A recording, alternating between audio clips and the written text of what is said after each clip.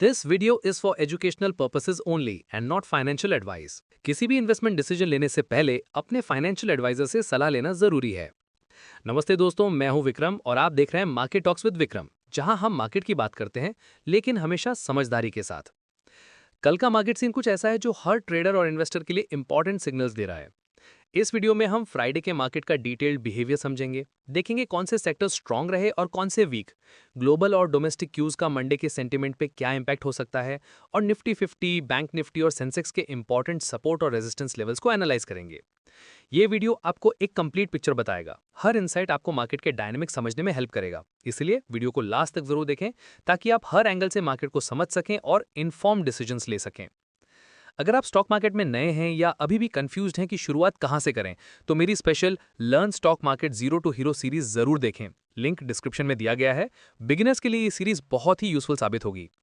और अगर आप नए व्यूअर हैं तो चैनल को सब्सक्राइब करना मत भूलना। यहां आपको हर दिन मिलता है प्री मार्केट से लेकर मार्केट क्लोज तक का एक डिटेल्ड एनालिसिस, जो किसी भी ट्रेडर या इन्वेस्टर के लिए वैल्यूएबल हो सकता है। फ्राइडे का मार्केट भाई साहब एकदम ही वीक मूड में था। मतलब शुरू से ही जो वाइब थी ना, वो खुद ही बता रही थी कि आज बायर्स ज्यादा कॉन्फिडेंट नहीं है। निफ्टी 50 क्लोज होते होते लगभग 1% के आसपास गिर गया, मतलब -0.95% के अराउंड। और सेंसेक्स तो सीधा 733 पॉइंट्स डाउन, रफली -0.90% की गिरावट। अब सोचो, जब दोनों ही बेंचमार्क इंडाइसेस एक साथ नीचे खिसक जाएं तो ओवरऑल मार्केट सेंटीमेंट कैसा होगा? ऑब्वियस है, बियरिश ही होगा। बैंक निफ्टी ने ओपनिंग थोड़ा ऊपर किया, 54,797.90 के आसपास। हाई भी टच किया, लगभग 54,897.00। लेकिन उसके बाद जो स्लाइड शुरू हुआ ना, वो डायरेक्टली 54,310.95 के पास तक खींच के ले गया और क्लोजिंग हो गई 54,389.35 के अराउंड। मतलब -1.07% का डाउनफॉल, जो क्लियर दिखाता है कि बैंकिंग सेक्टर पर प्रेशर था और बायर्स बिल्कुल कॉन्फिडेंट नहीं थे। निफ्टी 50 का सीन भी सिमिलर था। क्लोजिंग तक लगभग -0.95% डाउन था। मतलब एक तरह का कंटिन्यूस सेल ऑफ देखने को मिला। और ये सिर्फ एक दो स्टॉक की वजह से नहीं था, ये पूरे सेंटीमेंट का इशू था। और सेंसेक्स उसने तो अपना अलग ही शो किया। अराउंड 733 पॉइंट्स गिर गया, जो कि 0.90% का फॉल है। इमेजिन कीजिए, इतना बड़ा इंडेक्स एक दिन में ऐसे गिर जाए तो क्लियरली ओवरऑल मार्केट की मूड कैसी थी। और सबसे इंटरेस्टिंग चीज ये रही कि सेक्टोरल वीकनेस भी क्लियर था। फार्मा और आईटी, जो सेक्टर्स यूजुअली थोड़ा सपोर्ट देते हैं, वो खुद नीचे खींच रहे थे। तो एक तरह से ये कह सकते हैं कि सेफ्टी पॉकेट्स भी फेल हो गए इस बार। मार्केट का बिहेवियर ऑनेस्टली एकदम बियरिश था। Demand almost missing, supply heavy, buyers hesitate कर रहे थे और सेलर्स क्लियरली डोमिनेट कर रहे थे। और जब हर तरफ से सेलिंग का प्रेशर हो तो फिर सेंटिमेंट अपने आप वीक हो जाता है। आप चाहे टेक्निकल लेवल्स देख लो या सेक्टोरल चार्ट्स, हर जगह रेड ही रेड। और देखिए, फ्राइडे के दिन मार्केट को जो असली झटका मिला ना, उसके पीछे कुछ बड़े फैक्टर्स खड़े थे और उन्होंने मूड को एकदम ही नेगेटिव बना दिया। सबसे बड़ा झटका था US tariff shock on pharma. 100% tariff है ब्रांडेड और पेटेंटेड फार्मा इंपोर्ट्स पर। अब सोचिए, फार्मा जैसा सेक्टर जो एक्सपोर्ट पे हेवीली डिपेंड करता है, उसके लिए कितना बड़ा रिस्क क्रिएट हो गया। इसीलिए फार्मा स्टॉक्स पे एकदम हैवी सेलिंग आई, इन्वेस्टर्स का ट्रस्ट हिल गया और अनसर्टेनिटी सीधा स्क्रीन पर दिख गई। फिर आईटी सेक्टर, वहां भी हालात टाइट थे। ग्लोबल डिमांड आउटलुक वीक है, एक्सेंजर ने गाइडेंस डाउन कर दिया। मतलब ग्रोथ स्लो होगी और इन्वेस्टर्स के लिए ये एकदम रेड फ्लैग बन गया। ऊपर से आउटसोर्सिंग और वीजा पॉलिसीज का हमेशा का रिस्क, तो आईटी के शेयर्स भी नीचे खिसक गए और मूड और भी खराब हो गया। ग्लोबल क्यूज भी साथ नहीं दे रहे थे। ग्लोबल मार्केट्स में पूरा रिस्क ऑफ सेंटिमेंट था। Trade policies, interest rate expectations, inflation, सब एक साथ प्रेशर क्रिएट कर रहे थे। मतलब कहीं से कोई स्ट्रॉन्ग पॉजिटिव हवा नहीं आ रही थी और वॉलेटिलिटी बढ़ गई। करेंसी एंगल भी ऐड हो गया। रुपी थोड़ा वीक हुआ, आरबीआई को इंटरवीन करना पड़ा ताकि लाइफ टाइम लो ना बन जाए। अब जब रुपी वीक होता है ना, तो फॉरेन इन्वेस्टर्स और कॉशियस हो जाते हैं। उनके लिए करेंसी रिस्क भी एक अलग हेडेक बन जाता है। और हाँ, एफआईआईज ने भी सेलिंग किया। फॉरेन इंस्टीट्यूशनल इन्वेस्टर्स के निकलते ही लिक्विडिटी वीक हो गई, डिमांड और पतली हो गई। मतलब जब ग्लोबल रिस्क हाई होता है, एफआईआई फ्लोज रिवर्स करते ही हैं, और वही हुआ। ब्रॉड बेस्ड वीकनेस भी एक रियलिटी थी। सिर्फ फार्मा और आईटी नहीं, banking, metals, capital goods, consumer durables, सभी मेजर सेक्टर्स रेड में थे। मतलब जब एक दो सेक्टर्स डाउन हो जाते हैं तो वो पूरा मार्केट सेंटीमेंट को खराब कर देते हैं और बाकी सेक्टर्स भी स्पिल ओवर से इंपैक्ट हो जाते हैं।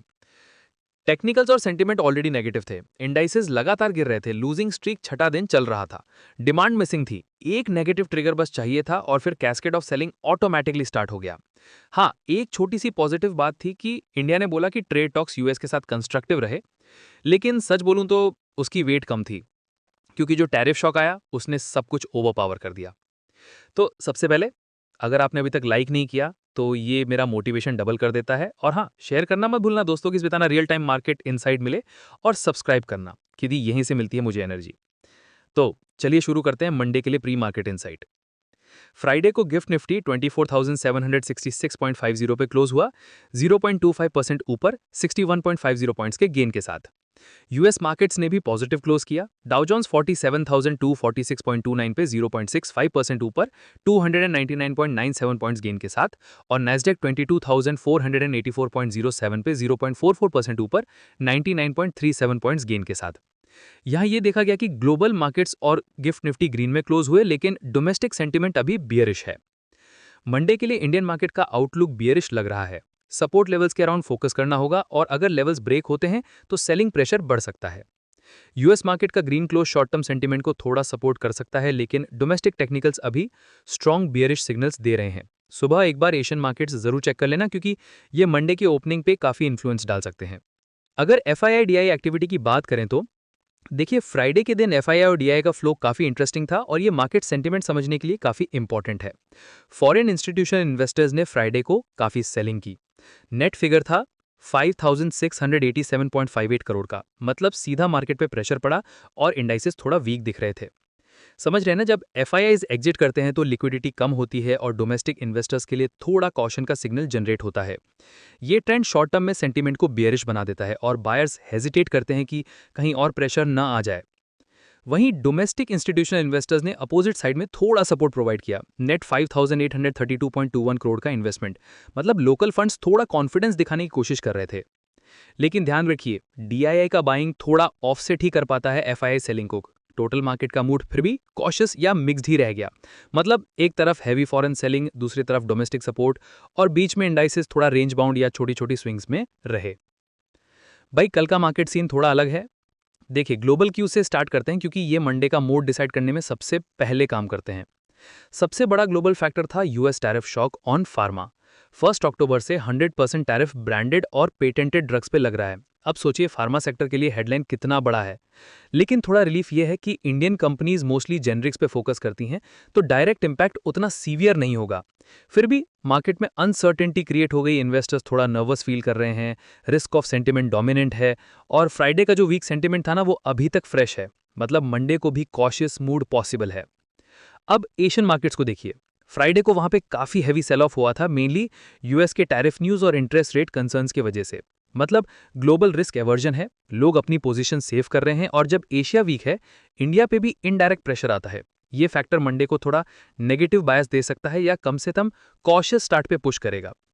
डोमेस्टिक एंगल में बात करें तो फार्मा सेक्टर ने फ्राइडे को काफी डिक्लाइन देखा, पर एनालिस्ट्स बोल रहे हैं कि मंडे थोड़ा रिबाउंड देखने को मिल सकता है, स्पेशली उन कंपनीज में जो जेनेरिक्स पे हेवी फोकस करती हैं, जैसे सिप्ला, सन pharma, doctor Reddy's.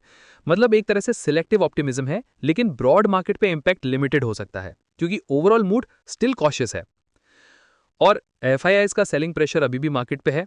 Foreign investors ने फ्राइडे में काफी पोजीशन रिड्यूस की है, और जब ग्लोबल अनसर्टेनिटीज कंटिन्यू रहें तो ये ट्रेंड मंडे को भी देखने को मिल सकता है। मतलब बायर्स थोड़ा हेजिटेंट रहेंगे और सेंटीमेंट मिड सेशन में चेंज हो सकता है, एकदम डायनेमिक है। और रुपी का सीन भी इंपॉर्टेंट है। इंडियन रुपी ने रिकॉर्ड लो टच किया है, और ये करेंसी ने इसको हाईलाइट करता है। फॉरेन इन्वेस्टर्स के लिए ये कॉशन का सिग्नल है, और वॉलेटिलिटी इंक्रीज करता है। मतलब मंडे के दिन एक तरफ पॉजिटिव ग्लोबल क्यूज हैं, दूसरी तरफ डोमेस्टिक रिस्क्स भी हैं, तो मार्केट थोड़ा कॉशियस पॉजिटिव स्टार्ट ले सकता है, पर हर छोटी नेगेटिव न्यूज पे रिएक्शन हाई हो सकता है। अब निफ्टी 50, बैंक निफ्टी और सेंसेक्स के इंपॉर्टेंट सपोर्ट और रेजिस्टेंस जोन्स की बात करते हैं। निफ्टी 50 की बात करते हैं। सपोर्ट जोन्स पे पहले नजर डालते हैं। निफ्टी के लिए सबसे पहला सपोर्ट है 24,567 के आसपास, उसके नीचे 24,478 और फिर 24,327 का भी लेवल इंपॉर्टेंट माना जा रहा है। मतलब अगर बायर्स कॉन्फिडेंट रहे और मार्केट थोड़ा प्रेशर में आए तो ये लेवल्स थोड़ा क्वेश्चन प्रोवाइड करेंगे, पर ध्यान रखिए, एक बार ये ब्रेक हो गया ना तो पैनिक या अग्रेसिव सेलिंग भी आ सकती है, और मिड सेशन में वॉलेटिलिटी सडनली स्पाइक कर सकती है। रेजिस्टेंस की साइड पे देखें तो ऊपर की तरफ 24,806 पे पहला हर्डल है, फिर 24,597 और फाइनली 25,045 तक का लेवल मॉनिटर करना जरूरी है। मतलब अगर इंडाइसेस पॉजिटिव मोमेंटम दिखा रहे हैं, ये लेवल्स एक तरह के चेक पॉइंट हैं। हर एक लेवल क्रॉस करना कॉन्फिडेंस का सिग्नल देता है और बायर्स के लिए एक तरह से ट्रिगर बन जाता है कि अब और पुश हो सकता है। पर यह भी ध्यान में रखिए कि हर रेजिस्टेंस पे प्रॉफिट बुकिंग होती है और कभी कभी एक सडन रिवर्सल भी देखने को मिल सकता है। अब बैंक निफ्टी की बात करते हैं। देखिए, बैंक निफ्टी का सीन थोड़ा टाइट है और लेवल्स को समझना काफ़ी इंपॉर्टेंट है, क्योंकि ये डिसाइड करेंगे कि सेक्टर का मोमेंटम कैसा रहेगा। सपोर्ट की साइड पे पहले लेवल है 54,168, उसके नीचे 53,946 और फिर 53,582 तक का लेवल भी क्रिटिकल माना जा रहा है। मतलब अगर मार्केट थोड़ा प्रेशर में आए और बायर्स हेजिटेट करें तो ये लेवल्स एक तरह का कुशन प्रोवाइड करेंगे। पर एक बार ब्रेक हो गया ना तो सेलिंग मोमेंटम एक्सेलरेट हो सकता है और मिड सेशन में वोलेटिलिटी सडनली स्पाइक कर सकती है। समझ रहे हैं ना, ये साइकोलॉजिकल इंपैक्ट भी है। रेजिस्टेंस की तरफ देखें तो 54,754 पे पहला हर्डल है, फिर 55,118 और फाइनली 55,340 तक का लेवल मॉनिटर करना जरूरी है। मतलब अगर बैंक निफ्टी पॉजिटिव मोमेंटम दिखाए तो ये लेवल्स एक तरह के चेक पॉइंट की तरह काम करेंगे। हर लेवल क्रॉस करना कॉन्फिडेंस का सिग्नल देता है और बायर्स के लिए एक तरह से ट्रिगर बन जाता है कि अब और पुश हो सकता है।